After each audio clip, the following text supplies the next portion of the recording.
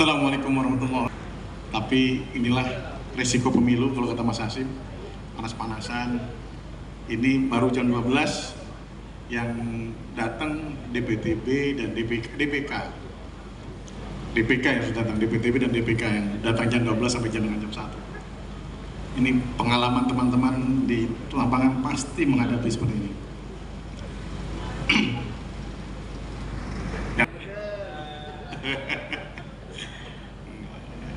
Kemudian juga yang hadir di sini Pak Sedi Lukito, Ketua Dewan Kehormatan Penyelenggara Pemilu, dan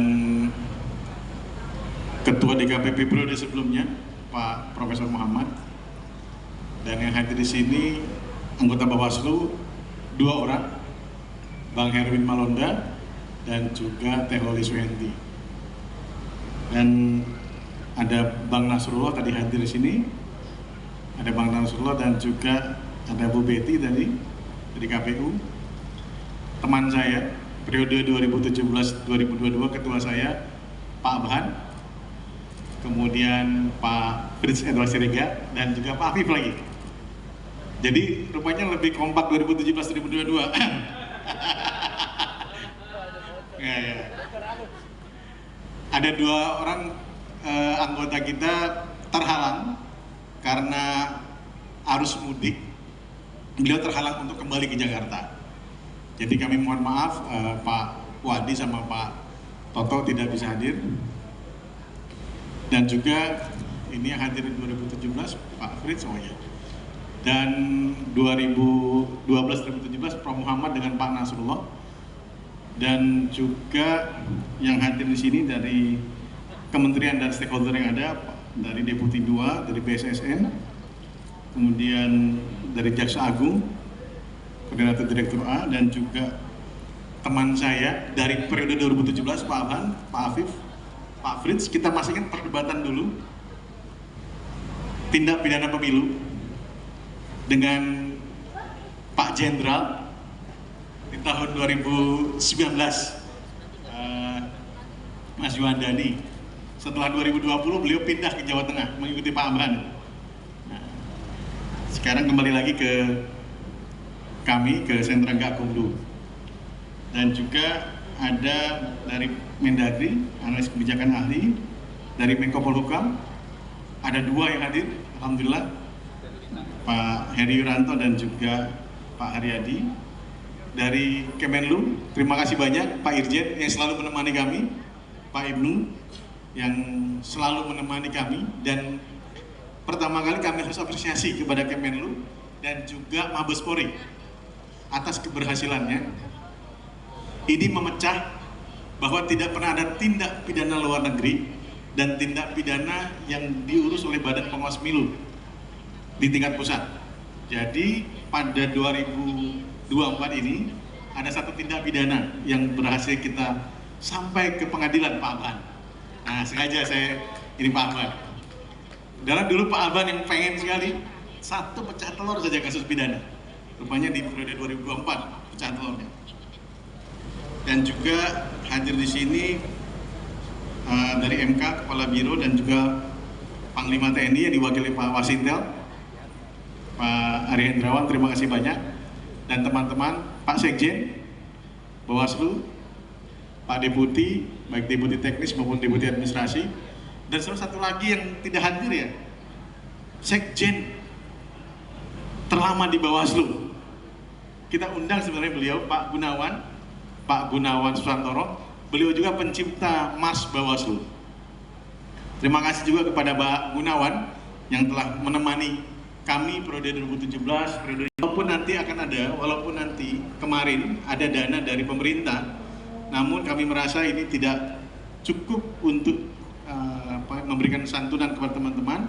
Jadi adanya dana kerohanian ini sebagai bentuk kepedulian kita sesama penyelenggara pemilu. Dan kami yakin baik KPU dan Bawaslu, karena kami punya aparat tingkat bawah, itu banyak pengalaman tentang hal ini.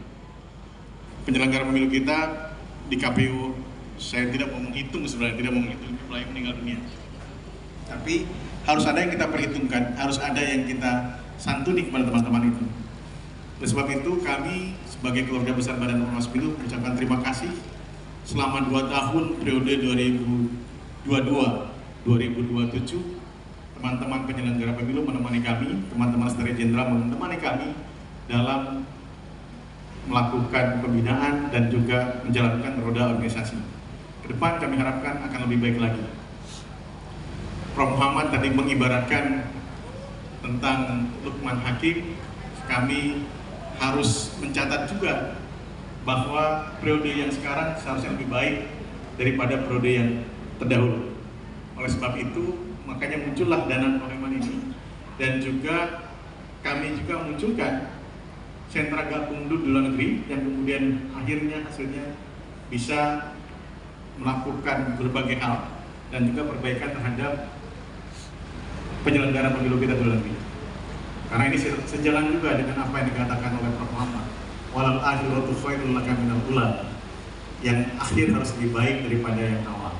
Kami harapkan ini bisa dilakukan oleh Badan Pengawas Pemilu, dan kami secara setahap demi setahap memperbaiki lembaga ini. Alhamdulillah, atas keleluasaan Dewan Kehormatan Penyelenggara Pemilu, gedung sebelah ini sudah bisa kita tempat.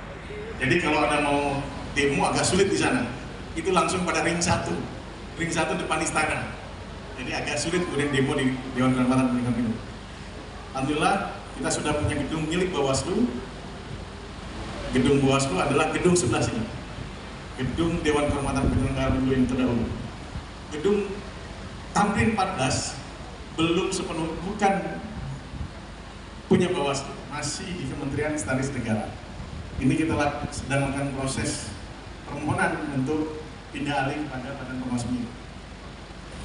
Walaupun nanti kemungkinan kita akan pindah di tahun 2027 ke atas, tapi kami harapkan gedung ini sudah bisa diserahkan kepada Badan Pengawas Pemilu sebagai, kami menginginkannya kan bisa menjadi cagar budaya juga, layaknya seperti KPU. Walaupun KPU memang gedungnya dari zaman Hindia Belanda, gedung ini bukan dari zaman Hindia Belanda. Gedung ini dibuat tahun 70-an, arsiteknya sama dengan arsitek Masjid Istiqlal. Dan kami harapkan ini bisa pindah ke Bawaslu, dan jadi kalaupun ke depan kita pindah ke IKN, ke Kalimantan Timur sana, gedung ini bisa menjadi monumen sejarah Bawaslu yang ikut menyaksikan kelahiran periode 2008, 2012, 2017, dan 2022. Makanya kami gambarkan periode pelaksanaan pemilihan umum di ruang lobi, periode pelaksanaan pemilihan umum pada periode mulai tahun 55 sampai dengan tahun 2020.